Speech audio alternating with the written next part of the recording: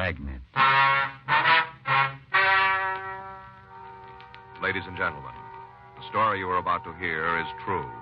The names have been changed to protect the innocent.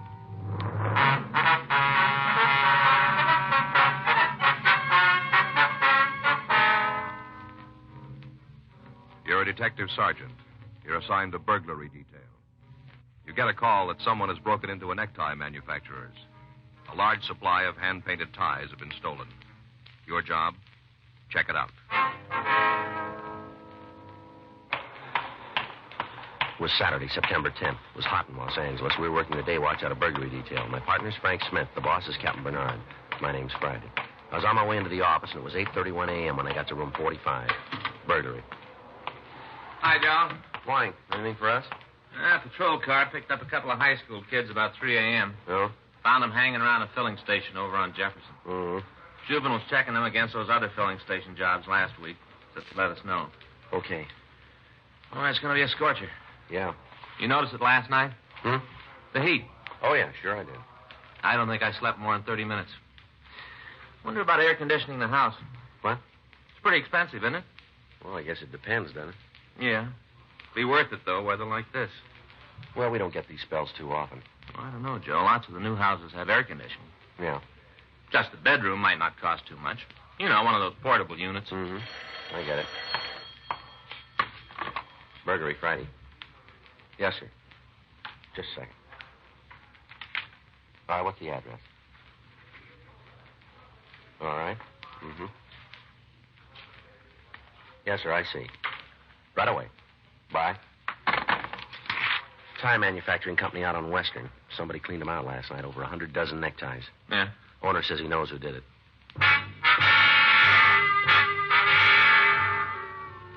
Frank and I drove out to a small manufacturing shop on Southwestern Avenue. 9:03 a.m. We interviewed the owner, George Prosper. He told us the back door had been forced open during the night and that a large supply of hand-painted neckties had been stolen. You see right here, the lock's broken. Yes, sir. That's how he got in, no mistake about it. Uh-huh. You take anything else beside the ties? Oh, a little cash, $80, $90. But the ties are the important thing. Oh? Yeah, they're worth at least $5 a piece retail, all hand-painted, you know. Yes, sir. Some of them are worth more, special designs. Why is that? Well, they're made up for the individual, one of a kind. Oh, I see. Of course, most of the ties he stole weren't specials. They were from a wholesale stock, Christmas orders. Mm-hmm. I'll admit it doesn't feel very much like Christmas today, but we have to get our orders filled before the end of October. Mm-hmm. I certainly hope you'll be able to get the ties back for us in time. Yes, sir. And you said you had an idea who the thief might be. Yeah, that's right. Morgan Gilroy. Who's he? Young fellow used to work for me. I let him go first last week. Uh-huh. Just wasn't dependable. Always late in the morning. Careless worker, too. Yeah, well, why do you blame him for the burglary? Well, he was very upset when I fired him. Said his wife was having a baby. Said I didn't have any right to let him go without notice. I see. Told him I'd warn him often enough. Gave him a whole week's pay, and that seemed more than fair to me. Did he say anything else?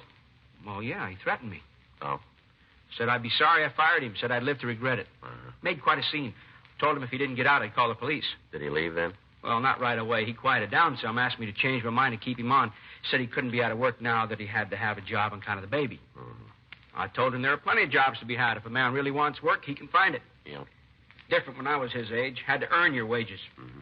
And he'd take young fellas like Gilroy, careless, irresponsible, always looking for shortcuts, always looking for an easy dollar. Never give value in return. Yeah. That's why I'm sure it was him. Just the sort of stunt he'd pull. Easy way to earn a dollar. Well, then he's got something to learn, hasn't he? This was the hard way. Frank and I called the crime lab. While they checked the premises, we continued to interview the victim, George Prosper. He gave us a description of the suspect, Morgan Gilroy, and Gilroy's home address. They also gave us a detailed description of the stolen property. 10:17 a.m. The lab reported that they were unable to find any useful fingerprints on the jimmy door. Pictures of the jimmy marks were taken. There was no other physical evidence. 10:57 a.m. Frank and I drove out to the address Prosper had given us. It was a small apartment house on Fountain Avenue in Hollywood. The Gilroy apartment was number 7.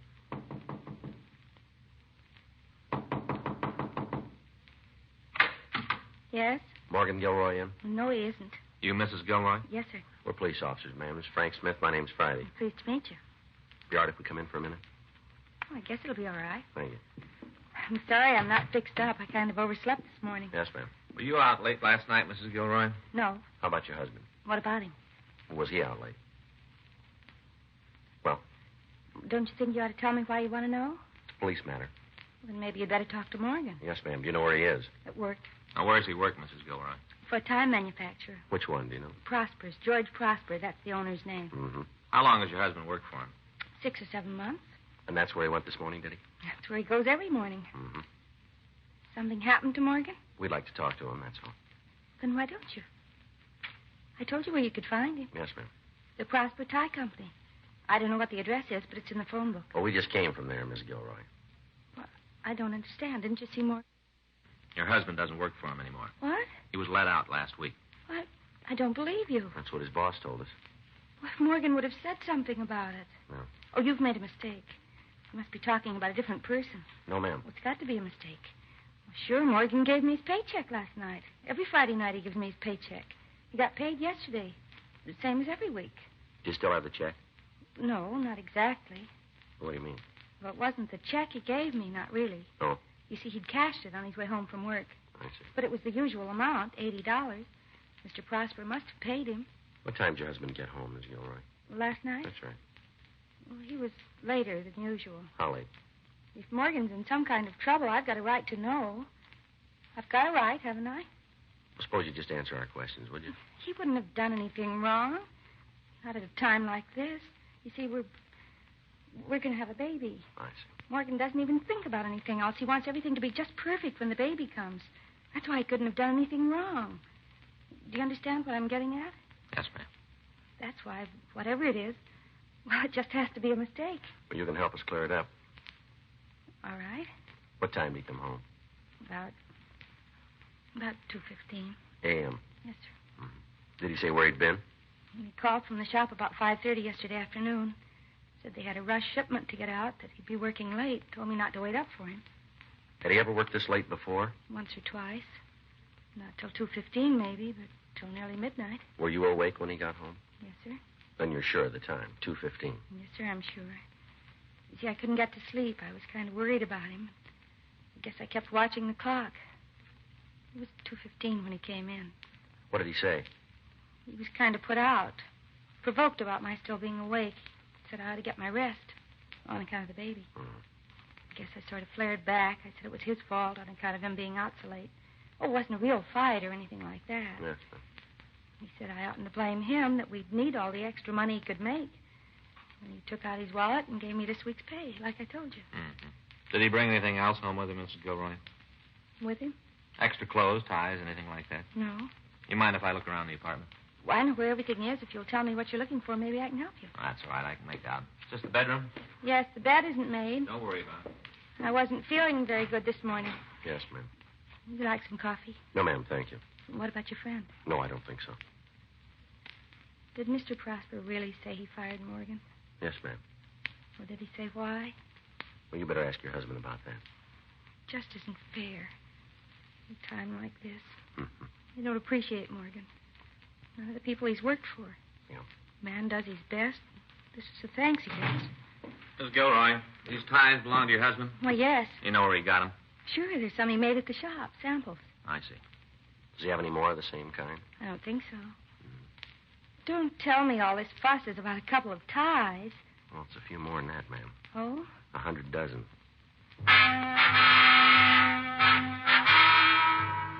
Except for the 3 ties which Frank had found in the bedroom, we were unable to turn up anything else that seemed to answer the description of the stolen property.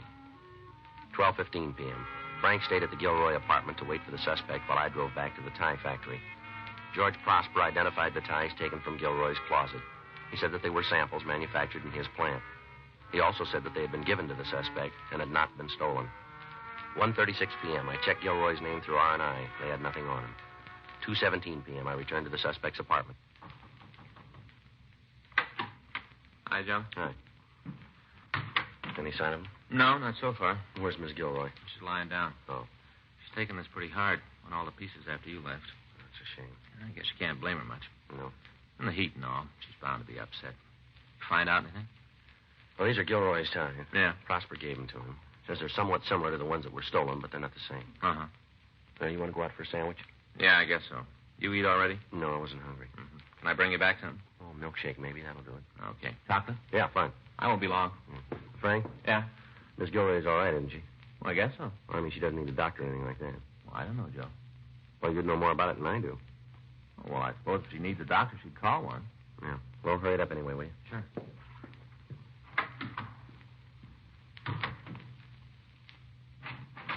I thought I... Oh, you. Yes, ma'am. What happened to the other officer? Went out to get some lunch. Oh, You feeling better? yes, thank you. The apartment's so stuffy today. That's what it was. Yes, ma'am. No, that isn't what it was at all. Ma'am? You and that other poison. You've got me so nervous I don't know whether I'm coming or going. Well, I'm sorry we had to bother you. You're just wasting your time. Morgan won't be home before 6 o'clock. He never gets off work, and I can't seem to get it through my head that he's not at the shop. Yes, ma'am. Look, the minute he comes in, I'll telephone you. Or if I hear from him, I promise, the minute he comes in. Well, it might be better if we wait. Won't you try to believe me? Morgan's honest, completely honest. Yes, ma'am. He hasn't done anything wrong. If he had, I'd know it. He'd have told me. And there's one thing he didn't tell you, Miss Gilroy. Oh? That money he brought home last night. Well? Where it came from.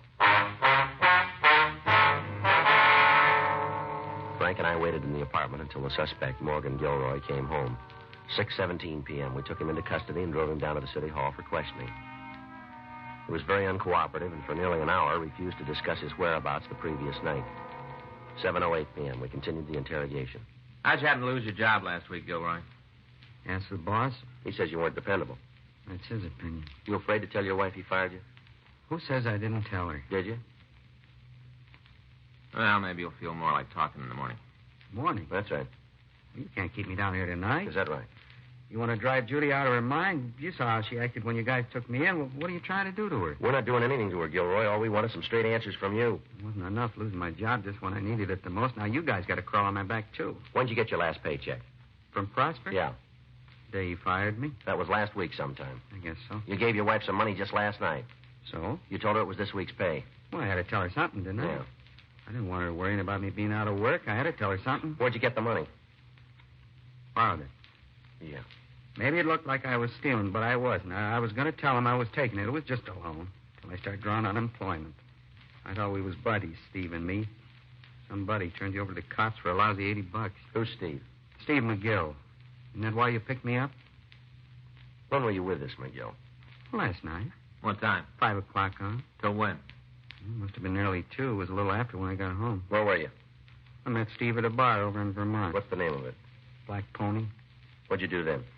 I had a couple of drinks, bite to eat. All right, go ahead. Some other guys came in, friends of Steve's. I met him once or twice, too. Mm-hmm. Somebody said, let's get up a poker game. I told him I couldn't afford it. I didn't have any cash to spare. Steve said for me not to worry, that if I ran short, he'd stake me. Yeah. We all went over to his place. I did real good for the first couple of hours. I only had $5 to start with, ran it up to over 100. Is that right? They were all ribbing me. About how I was the one that didn't want to play. Yeah. Along about midnight, my luck started turning. By 1:30, I was cleaned out. Oh, it seemed to be second high. Mm-hmm. Get it straight, sure as fate, somebody else would have a flush, second high. The game break up at 1:30? Well, they played on a little longer without me, 15, 20 minutes. I stayed on because I wanted to make a touch from Steve after the other guys went home. All right, go ahead. I didn't know how to bring up the subject. Not that Steve can't afford it. He's got plenty of dough, and he won over a couple of hundred in the game. Mm-hmm. I was kind of beating around the bush, and all of a sudden I noticed how drunk he was. He couldn't get his pants off. Mm-hmm. Just toppled over on the bed and went to sleep. At least he sure looked like he was asleep.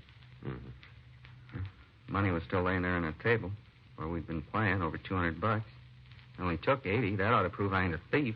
If I was, I'd have taken it all. What'd you do then? I went home. Did you stop off on the way? Well, I couldn't have. Ask Judy. She'll tell you. I was there by a little after 2. Were you in the neighborhood of the tie factory last night? Now, within a half a mile. What's that got to do with it, anyhow? Where's this friend of yours live? Steve? That's right. A little street just off Western, Gramercy Place. You got a telephone? I guess so. You know the number?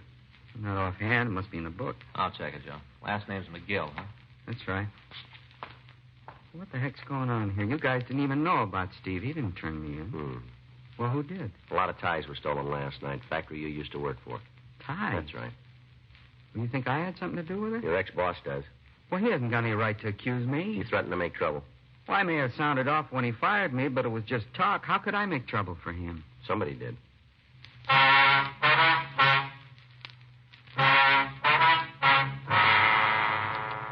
We were unable to contact the suspect's friend, Steve McGill, until the following morning. He confirmed the story Gilroy had told us and refused to press any charges against him. From McGill, we got the names of the other 3 men who had played cards the night the tie factory was broken into. They also confirmed Gilroy's alibi. Sunday, September 11th, 10:46 a.m. Morgan Gilroy was released. Frank and I went back to the office. Now we got nothing. That's right. You think his wife was telling the truth? Hmm? About him getting home at 2:15. We can't prove he didn't. No, I guess not. Well, it seems to be cooling off a little, doesn't it? Yeah. Probably would have been able to sleep last night, too. Yeah. That's my luck. Well, maybe you can grab a nap this afternoon. No, I don't feel right when I sleep in the daytime, Joe. Isn't good for a person, you know. Throws your system right out of whack. Hmm. Except for my brother-in-law, Armin. He can sleep anytime, any place. No strain at all. I get it. Burglary Friday. Yes, sir. Uh-huh. Yeah, I've got it. Well, when did it happen? I see. Right. Goodbye. Men's clothing store out in Crenshaw. Owner came in this morning to do some work on the books. Uh-huh. Somebody had jimmied the back door during the night. Stole a supply of suits, slacks, sport coats. Yeah. And a batch of hand-painted ties.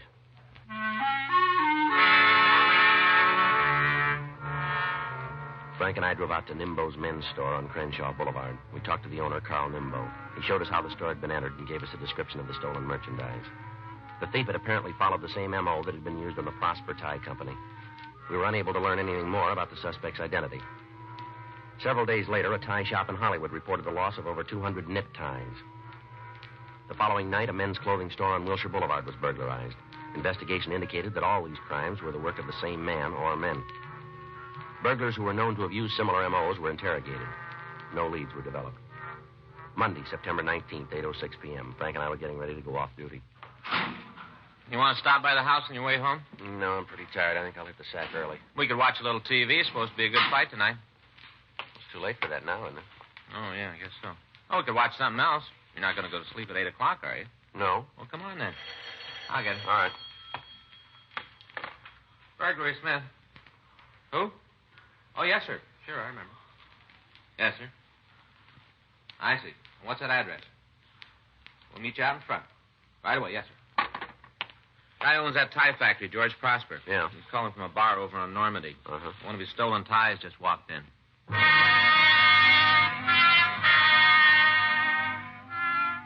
We drove out to a small bar and grill on the corner of Normandy and Kingsley Drive. George Prosper was standing in front of the place when we pulled up. He walked over to us. Evening, Mr. Prosper. Good evening. How are you? Pretty fair. You sure this is one of your ties now? Positive. It was a special. Worked out the design myself. I see. There isn't another one like it anywhere. I see. Can you point them out to us? Mm-hmm. Now, see, through the window there, that corner booth? That one there, huh? Yeah, tall fella sitting alone. Okay, thanks. You want me to come in with you? No, sir, we'll take care of it. We might need you later on, though. Whatever you say. You know how to get in touch with me. Yes, sir. Good night. Night. Good night, sir.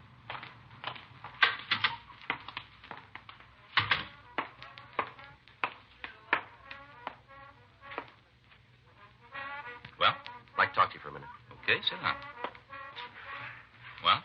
We're police officers. Okay. What's your name? Trendle? Dick Trendle. You got a job? Sure. Doing what? CPA. Public accountant? That's right. Must make pretty good money, huh? What makes you think so? The way you're dressed.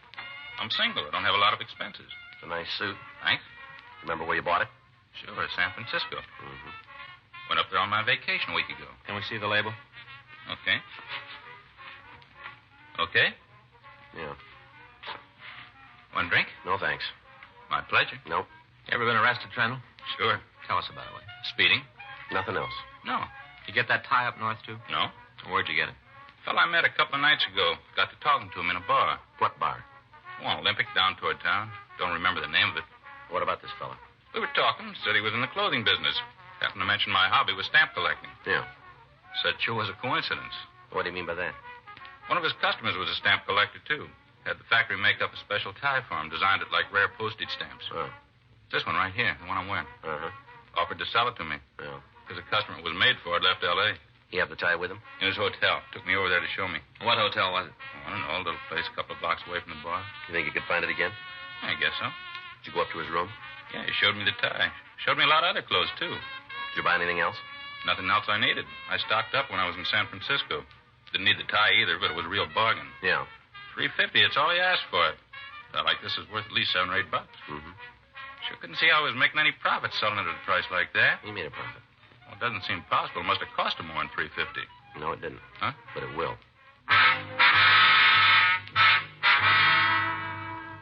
Dick Trundle gave us a description of the man who had sold him the tie.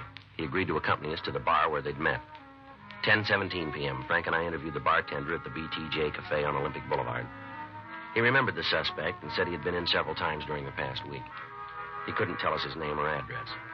We left the bar and canvassed the vicinity for the hotel where the suspect had taken Trundle. 10:58 p.m., Trundle identified the Mortensen Hotel as the suspect's residence. Frank and I went inside and talked to the clerk on duty. To the best of my knowledge, there's only one person staying here who fits that description. That's Mr. Lafferty. Mm-hmm. He's one of the nicest gentlemen you ever meet. He's in the clothing business. Is he around now?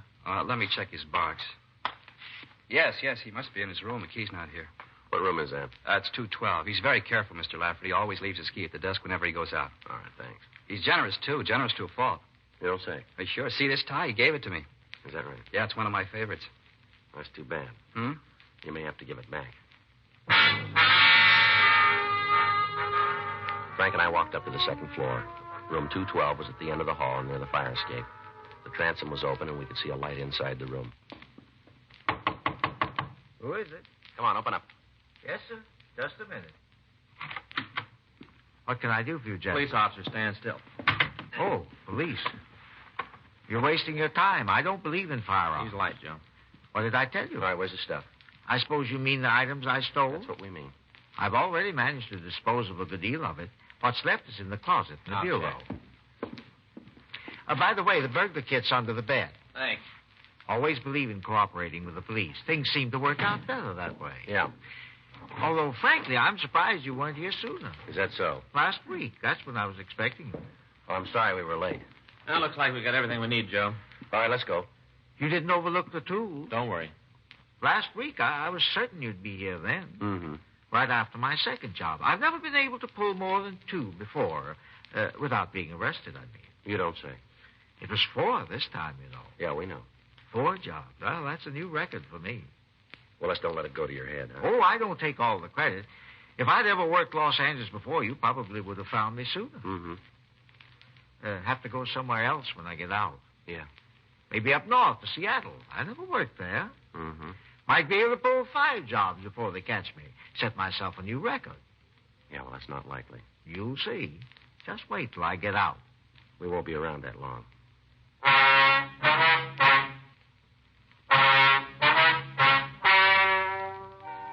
The story you've just heard is true. The names were changed to protect the innocent. On January 7th, trial was held in Department 98, Superior Court of the State of California, in and for the County of Los Angeles.